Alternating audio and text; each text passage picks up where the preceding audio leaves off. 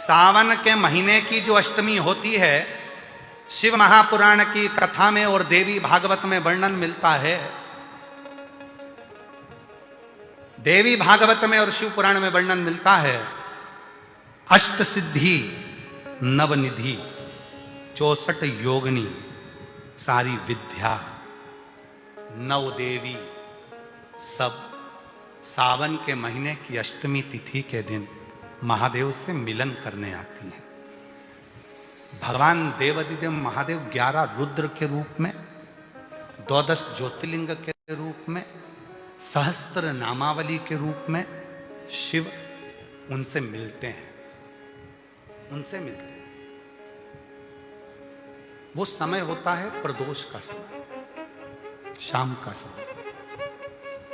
जब सावन के महीने की अष्टमी तिथि पड़े, चाहे वो उजाले की पड़े चाहे अंधेरे की पड़े, अष्टमी तिथि पड़े, शाम के समय 2 दीपक, एक लंबी बत्ती का एक गोल बत्ती का, शिव के मंदिर में अपनी कामना कर कर, जो बच्चों को अच्छी नौकरी चाहिए या कोई बीमारी का हल चाहिए या धन की कमी है या कोई समस्या है, एक लंबी बत्ती किसके लिए है?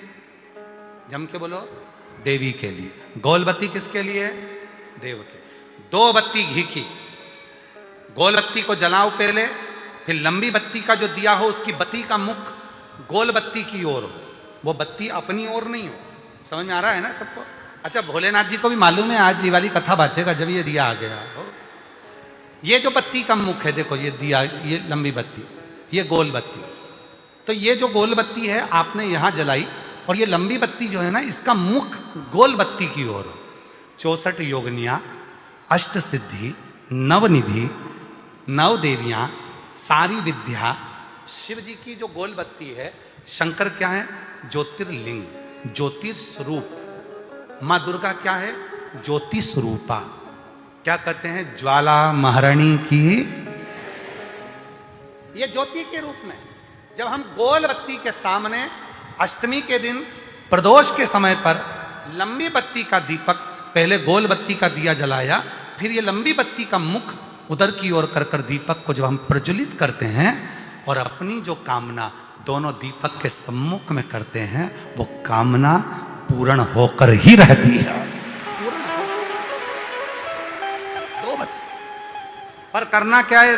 दोनों अष्टमी पर, सावन के महीने में जो उजाले पक्ष की अष्टमी आएगी उस पर भी करना है, और जो अंधेरे पक्ष की आएगी उस पर भी करना है। बड़ी सुंदर दीप बनाया है, जोरदार ताली बजाओ जिसने बनाया। उजाले पक्ष की भी अष्टमी लीजिए और अंधेरे पक्ष की भी अष्टमी लीजिए। कुछ नहीं करना, केवल प्रदोष काल में पहुंच जाओ बाबा देवाधिदेव महादेव के मंदिर में। एक दीपक, दोनों दीपक साथ में रखो। एक दीपक गोल बत्ती का पहले जलाओ, लंबी बत्ती का दीपक का मुख गोल बत्ती की ओर करो, प्रज्वलित करो और बाबा को अपने मन का भाव करो। बाबा को अपने किसी भी अष्टमी तिथि को 12 महीने में शुक्ल पक्ष कृष्ण पक्ष की अष्टमी तिथि पड़ती है।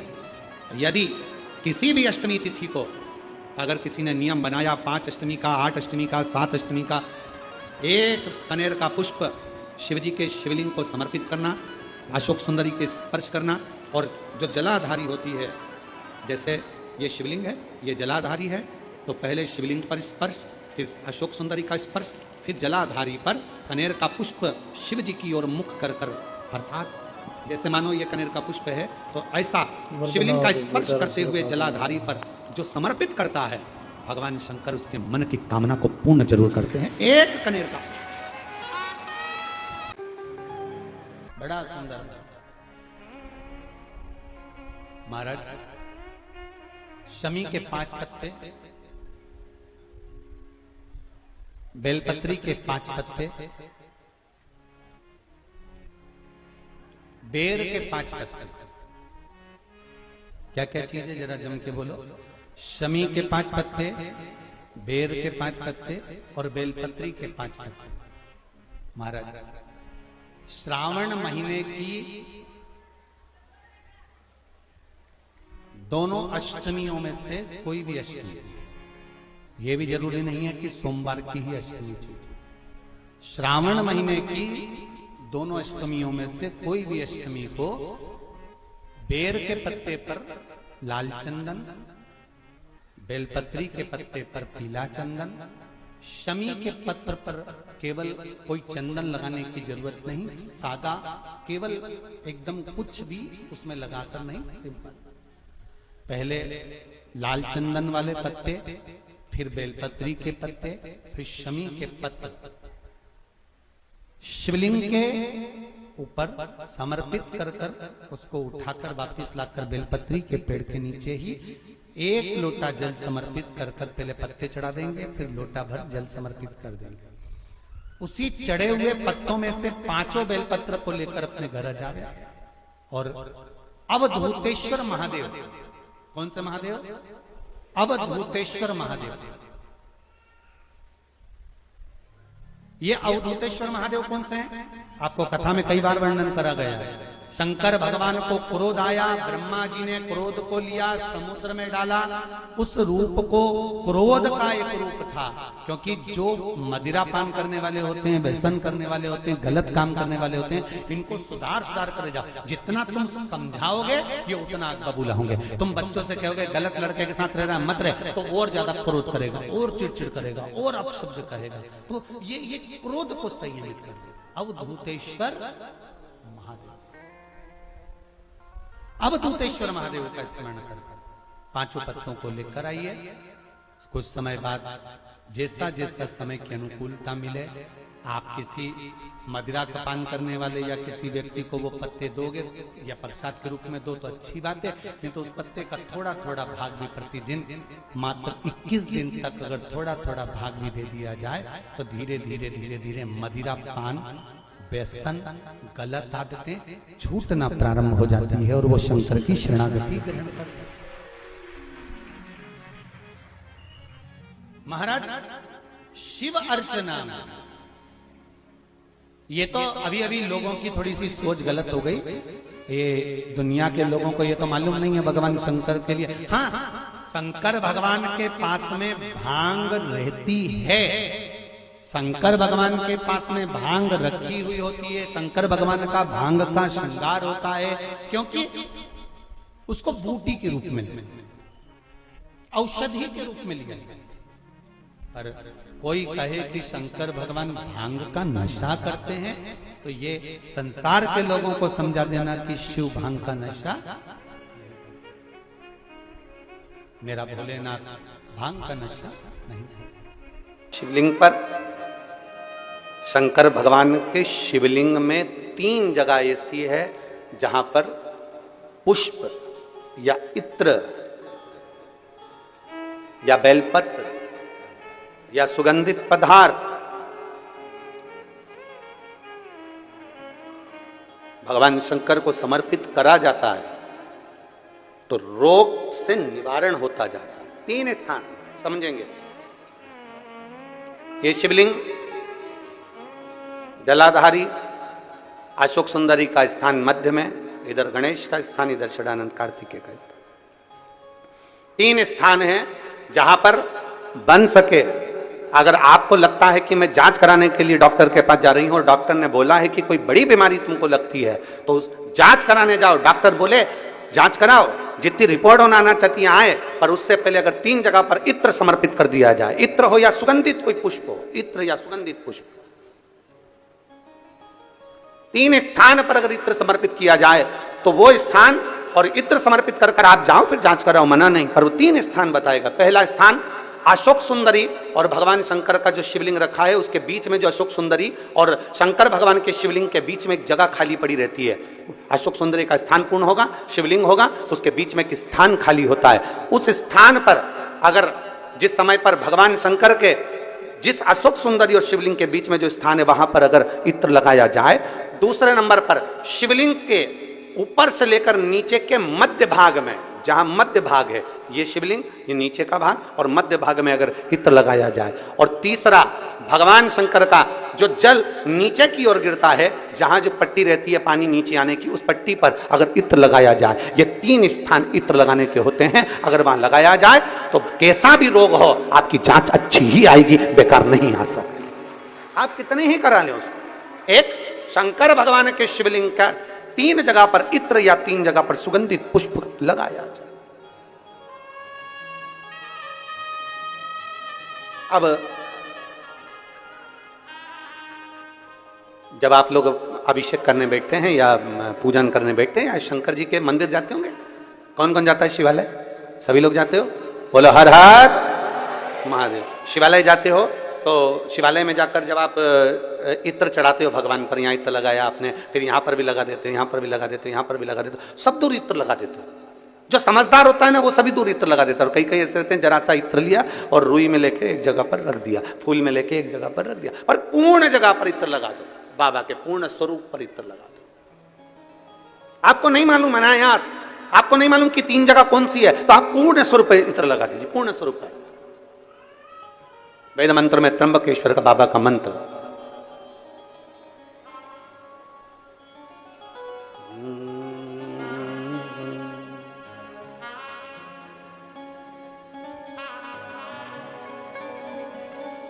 महामृत्युंजय मंत्र, वेद मंत्र का बड़ा सुंदर मंत्र, जिसका हम उच्चारण पूर्ण रूप से नहीं करते हैं व्यासपीठ से, उसको हम मंत्र को मन में गुनगुनाते हैं। एक बार आप भी बाबा के मंत्र को मन में गुनगुनाइए।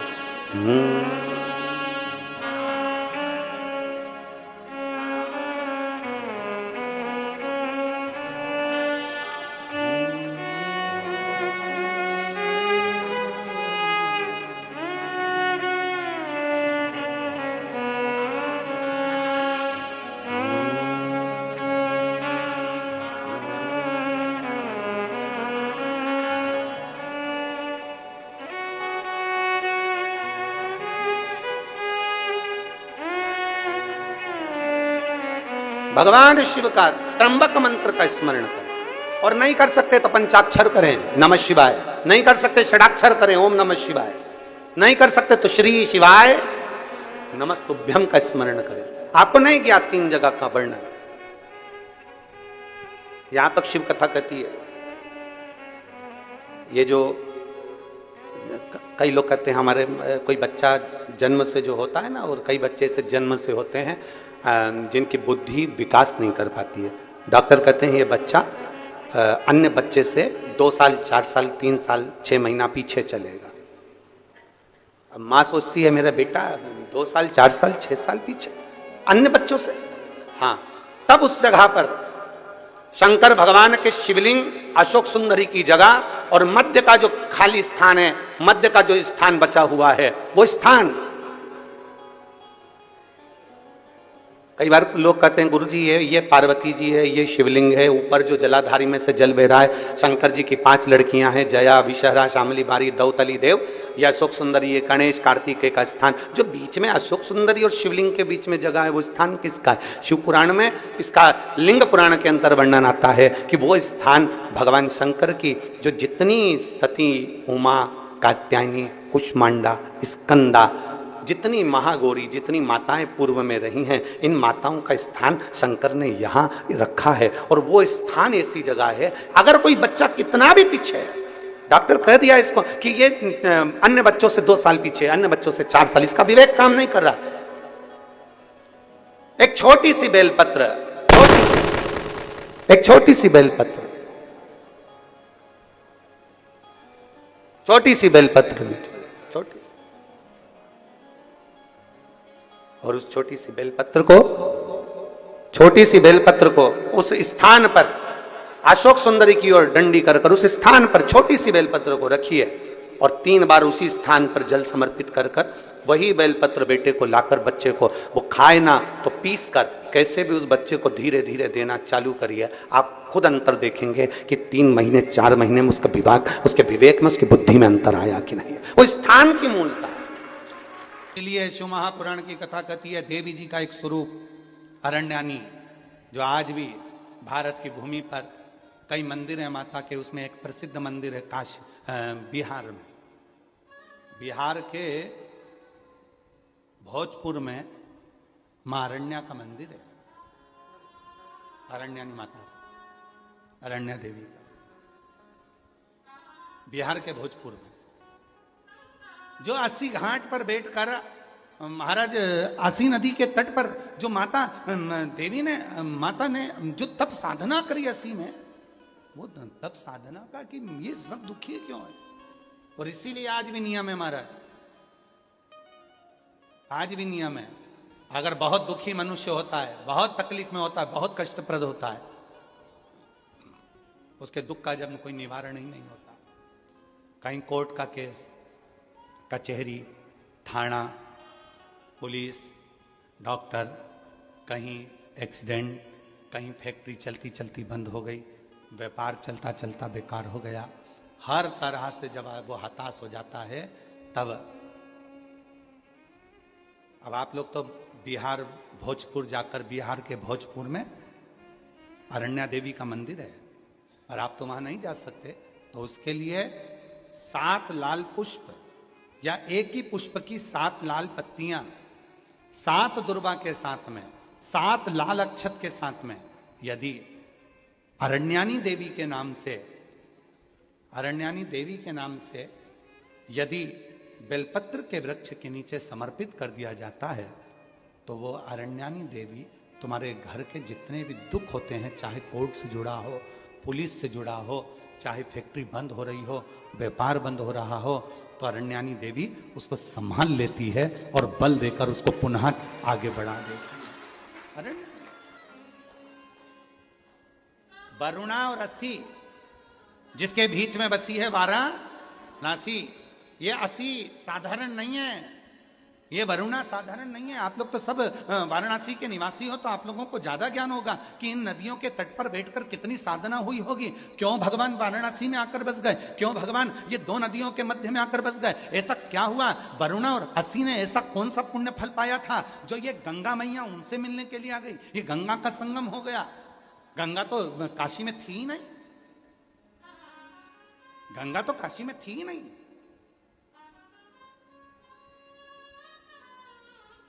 कौन लेकर आया इनको? कौन? ये वरुणा रसी ने ऐसा कौन सा पुण्य कर दिया था जो गंगा को लेकर यहां आ गई? कौन सा आंतरी अनसुईया ने तब कर दिया था जो अनसुईया जी के कहने पर गंगा यहां पहुंच गई? कौन सा तप शनि महाराज ने कर लिया था जो गंगा जी यहां पहुंच गई? सप्त तप की, कल सप्त केशव की बात, पंच केशव की बात चल रही थी, आज सप्त तप की बात है। शनि महाराज का तप, आंतरी अनसुईया का तप, वरुणा का तप, असी का तप, भृगु का तप, कितने तप है यहां। और उस तप के बल पर कोई गंगा ऐसे ही नहीं आई है। गंगा का तो सीधा सीधा रूट था, गंगा सीधी जा रही थी, पर काशी के लिए मुड़ी फिर चली, काशी के लिए मुड़ी फिर चली। क्यों आई है? कभी विचार करना, वाराणसी में निवास करने वाले कभी विचार करें कि गंगा मैया को लेकर आने वाला, गंगा मैया को यहाँ स्थापित करने वाला, गंगा मैया किसके कहने पर क्यों आई, किस तप के बल पर, किस साधना के बल पर, किस भाव से यहाँ पहुंच गई? कभी विचार करिए। असी के तट पर कौन सी देवी है? जम के बोलो, अरण्यानी देवी। आराधना बृहस्पति भगवान ने काशी में करी। बृहस्पतिश्वर महादेव काशी में विराजमान। कौन से महादेव? जम के बोलिए जरा।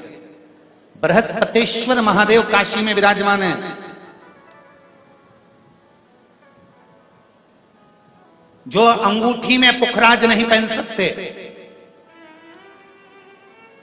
जिनकी भाग्य रेखा उल्टी चल रही हो, बृहस्पति चमक ही नहीं रहा हो, जिस काम में हाथ डालते हैं वो काम पूरा ही नहीं होता हो, तो एक बार काशी जाना, बृहस्पतिश्वर महादेव का स्पर्श करना, उनका अभिषेक पूजन करना, और उनका स्पर्श कर कर एक बेलपत्र ब्राह्मण देवता से मांग कर लेकर जाना कि इन बृहस्पतिश्वर महादेव से मुझे एक बेलपत्र दे दो। तुम्हें पुखराज पहना कि नहीं पहना, हीरा रतन माणिक पहना कि नहीं पहना, वो बेलपत्र इतना चमत्कार कर देगी कि जिंदगी में कभी संपदा की कमी आएगी ही नहीं। अगर बृहस्पति नहीं चमके तो बृहस्पतेश्वर महादेव, जहां पर बैठकर बृहस्पति भगवान ने शंकर भगवान की आराधना करी है, रोज गंगा जल जाना, गंगा जल लेकर आना, शिव जी की आराधना करना, एक शिवलिंग का निर्माण करा, उसकी आराधना में बृहस्पति भगवान डूब गए, उसकी आराधना में बृहस्पति महाराज निरंतर लगे रहे, और इतनी आराधना बृहस्पति महाराज ने करी, इतनी आराधना करी बृहस्पति महाराज ने कि शंकर भगवान सामने प्रकट हो गए। मांगो बृहस्पति, तुमको क्या चाहिए?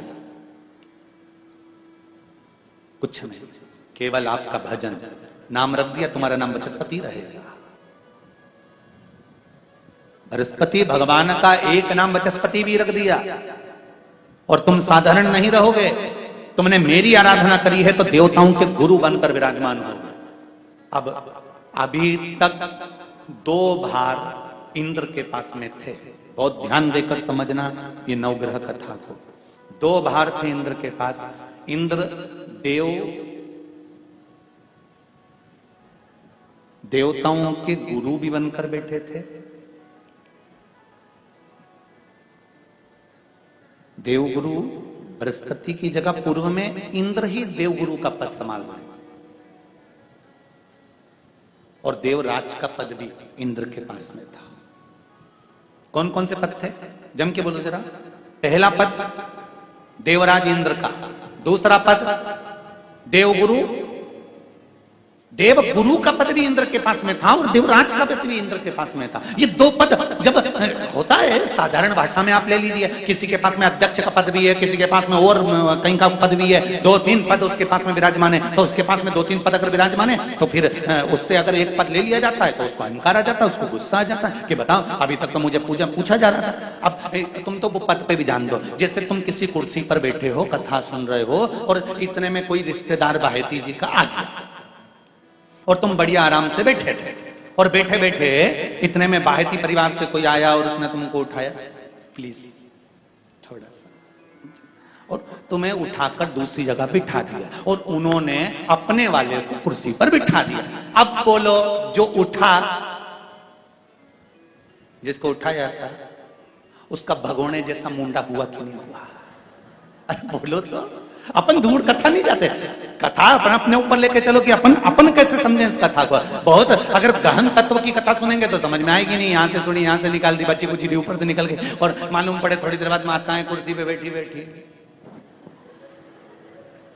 अब फिर तो अपन तो अपने पर लेकर चलो ना, कि जैसे कोई आप कुर्सी पर बैठ गए और इतने में इनके रिश्तेदार कोई आए, और आने पर उन्होंने कह दिया तुम यहाँ से उठो, दूसरी जगह जाके बैठो, इतने में तुमको बुरा लग गया, बुरा लगा, मुंह भगोने जैसा हो गया, गुस्सा आ गया। उसी तरह इंद्र के पास में 2 सत्ता थी, एक देवराज इंद्र थे, और दूसरे गुरु का पद भी इंद्र के पास में था। देवताओं के गुरु बनकर इंद्र घूम रहे थे, पर अब उल्टा हो गया। शंकर भगवान ने बृहस्पति महाराज को देवगुरु बना दिया।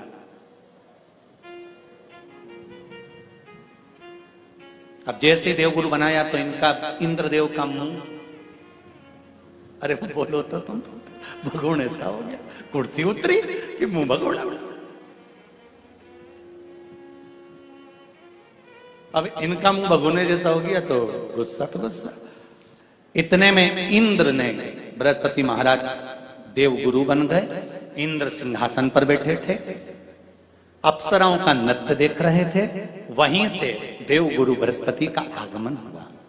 बृहस्पति महाराज जैसे ही आए तो इंद्र तो सिंहासन पर बैठकर पूरा अप्सराओं का नृत्य देख रहे थे, उनको देवगुरु बृहस्पति से मतलब ही नहीं था।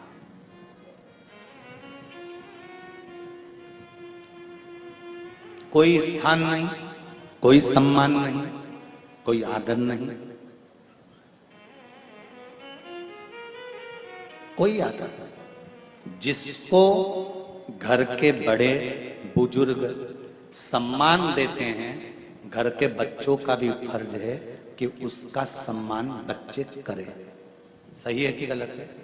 घर के बुजुर्ग उसका सम्मान दे रहे हैं ना, घर के बड़े उसका सम्मान कर रहे हैं ना, तो घर के बच्चे कहते हैं नहीं, वो तो हमारे लिए गलत सोचता है, हमेशा हमारे लिए अपशब्द बोलता है, हमेशा आड़ा टेढ़ा बोलता है। तो घर के बुजुर्ग कहते हैं तुम्हें क्या करना है, जब हम सम्मान दे रहे हैं तो तुम भी दो, हम आदर कर रहे हैं तो तुम भी करो।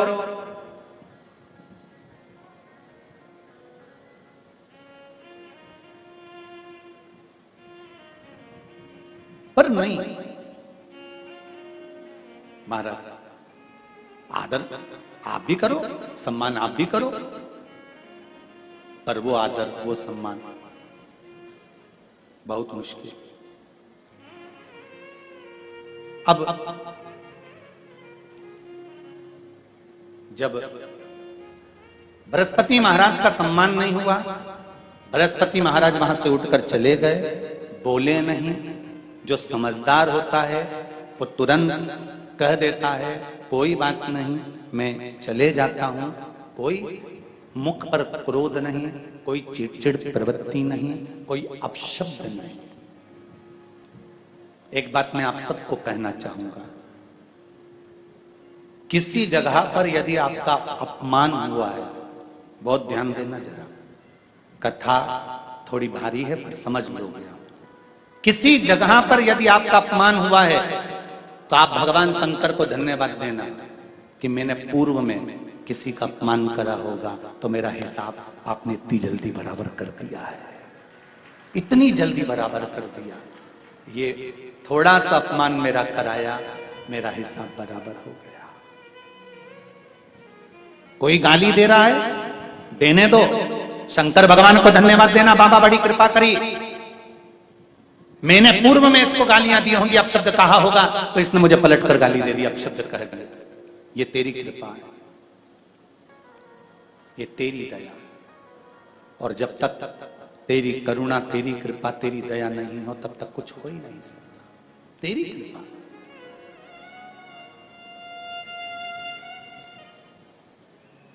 भगवान से कहो, हे देवाधिदेव महादेव, मैं ये नहीं कहता कि मुझे रोने मत देना,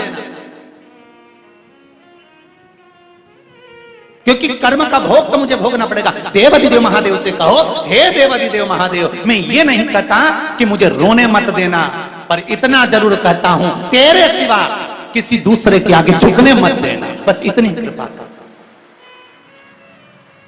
मैं ये नहीं कहता कि मुझे रोने मत देना, बस तुझसे निवेदन है कि केवल तेरे दरबार के अलावा किसी दूसरी जगह पर मुझे झुकने मत देना, क्योंकि मैं जानता हूं अगर तू मुझे अपना समझता है, झुकने नहीं दे सकता तो फिर रोने भी नहीं देगा। जब आप किसी कार्य के लिए आगे बढ़ रहे हो और वो कार्य हो ही नहीं रहा, बहुत प्रयास कर लिया आपने और वो काम हो ही नहीं रहा, अथक प्रयास कर कर थक गए, तब घर से जब निकलो तो एक विचार कर कर निकला, मुख से कहकर निकलना कि आज मैं इस कार्य के लिए जा रहा हूं और मेरे साथ मेरा महादेव जा रहा है। कौन जा रहा है? महादेव जा रहा है। वापिस आओगे, ज्यादा से ज्यादा ये होगा 15 दिन, 20 दिन, 25 दिन, 30 दिन लगेंगे। जो कार्य कर कर आए हो उसका रिजल्ट आपके पक्ष में जरूर आएगा, क्योंकि महादेव को आप साथ लेकर जाते हैं।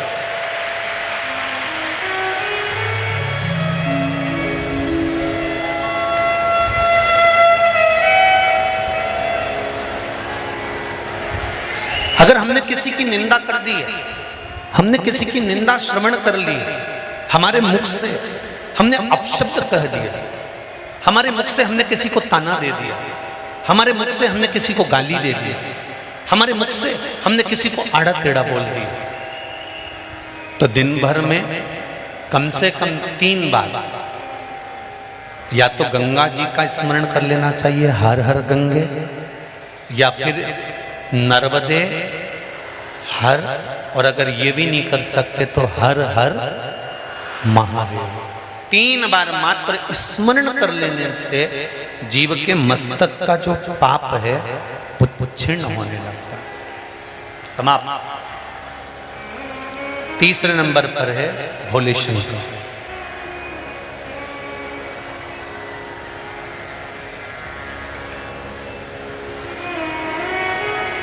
बहुत तेज क्रोध आ रहा,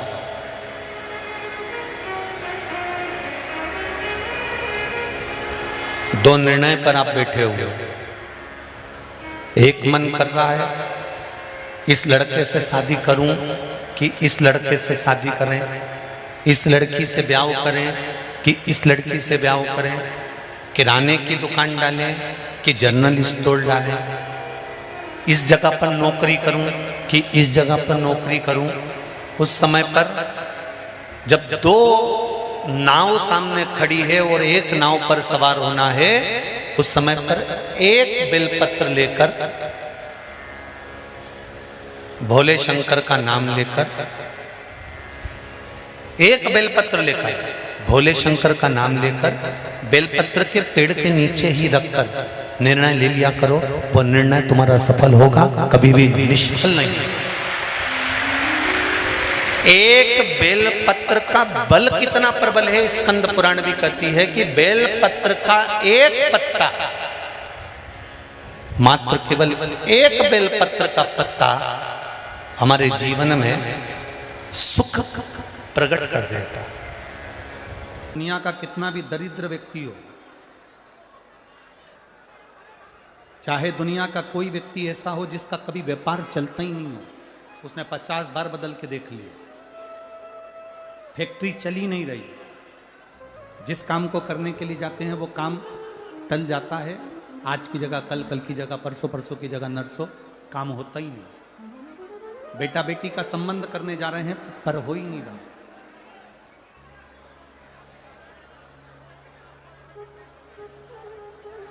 कितना भी दरिद्र से दरिद्र व्यक्ति, कितना भी दीन से दीन व्यक्ति, एक नियम वो अगर अपनी जिंदगी में बना ले, प्रदोष काल में, प्रदोष के समय पर बेलपत्री के वृक्ष के नीचे एक बार जाकर नमन करना, और प्रदोष काल में शंकर भगवान के मंदिर में दिया लगाना, ये दो चीजें अगर वो 3 महीना भी लगातार कर ले तो उसके जीवन में कभी कोई समस्या आ ही नहीं सकती, कोई दुख आ ही नहीं सकता। एक नियम बना,